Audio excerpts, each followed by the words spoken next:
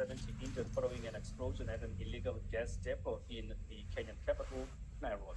It is believed the gas company was refilling cylinders when the fire broke out last night. Gardens of homes have reportedly been damaged during the tremor-like shakes immediately after the explosion. The fire engulfed neighboring buildings, plunging the city into panic. Kenya's government says the scene has been secured and a command center set up to coordinate rescue operations. Government says it will be assisting the victims of the fire. And for the latest on the blast, we joined by Bramwell Simiyu, Nairobi County Chief Officer for Disaster Management. Bramwell, a very good evening and thank you so much for joining us. Good evening. Pleasure to be here. And thank you so much for making that time. I mean, let's get with the latest at the moment. What is the situation? We understand that there was a blast. Do we have an official figure at this point of injuries and those that have died from this blast? Yeah, indeed. We had this tragic incident last night at about 11:30. Our emergency services were notified at about 1:45, and we activated the response teams.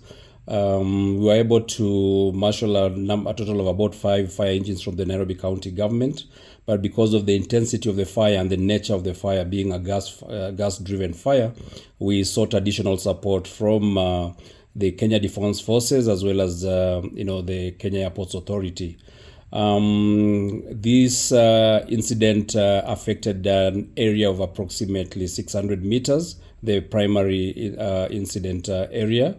But because of the nature of exploding gas cylinders, one was hurled about 300 meters away and landed into a factory that manufactures textile garments, occasioning a secondary fire outbreak. Our firefighters were able to combat this inferno for about 4-5 hours, and by daybreak this morning, a large part of it had been contained. Unfortunately, the fire affected quite a number of commercial businesses.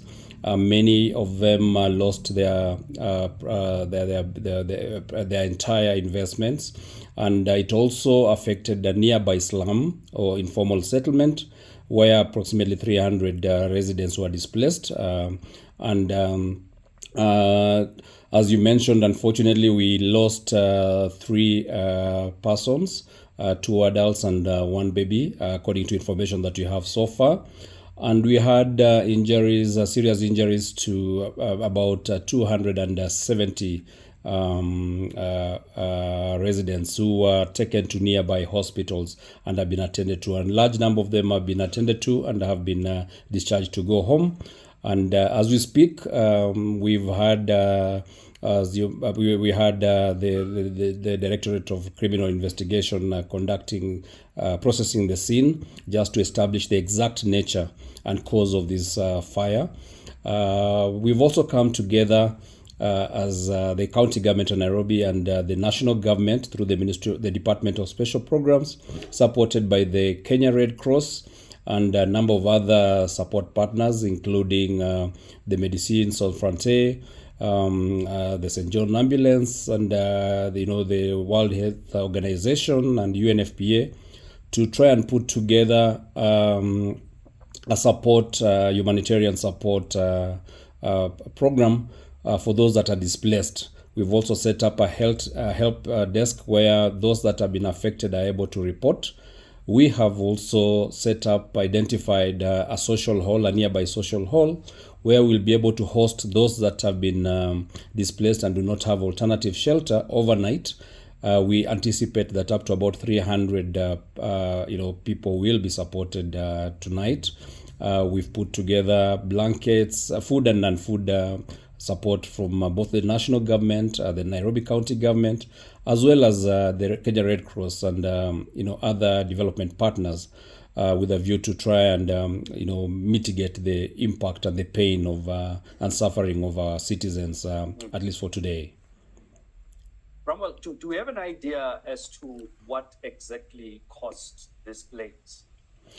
Yeah, as I think, as I mentioned, investigations are ongoing, but the epicenter of this blast is suspected to have been a garage where we had some activities related to filling and refilling of gas cylinders. And it appears that this is where the inferno started from, because just before it happened, there was a huge bang, a massive bomb-like blast, which actually caused a lot of panic in the neighborhood. And this then had a rapid successive blasts of those gas cylinders in that particular yard. We suspect that this yard may have been carrying out illegal filling and refilling of these gas cylinders. We have the EPRA, which is the Electricity Regulatory Authority, stating that the proprietor of this particular facility had been denied a license to have an LPG dealing license in that particular area twice before. And given the suspicious time of the blast, we suspect that then perhaps they were carrying out this illegal business in the dead of the night, just to be able to beat surveillance that would ordinarily be detected during the day. But like I said, I think we have let the investigative agencies, the police, to actually conduct thorough investigations. And I think in the fullness of time, maybe in a day or two, we shall be able to have a clear idea on the exact cause of this blast. There were reports also, Bramwell, of some arrests that have been made of a guard at that place. Any truth to that? Any arrests that have been made as yet? Or, as you say, investigations are still underway?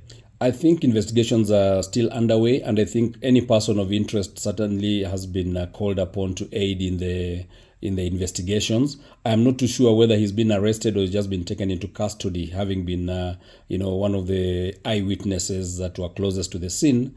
So I would hesitate to say that he's been arrested. I think let's allow the investigative agencies to update us on who they have called upon to help them in the investigations and whether they're culpable or not. But as things stand right now, the matter is in the is in the hands of the police, and we are confident that they will be able to unearth any culpability, should there be any, of who's then responsible for this unfortunate and tragic incident. Bramwell Simiyu, asante sana. Karibu sana. Thank you so much. Asante. That is Bramwell Simiyu, Nairobi County Chief Officer for Disaster Management, just keeping us up to speed with the latest as far as that blast in Kenya that has killed just 3 people, and over 270 people have been injured in that place. Good Party has suspended its member of the Western Cape legislature. Thank you, sir. David is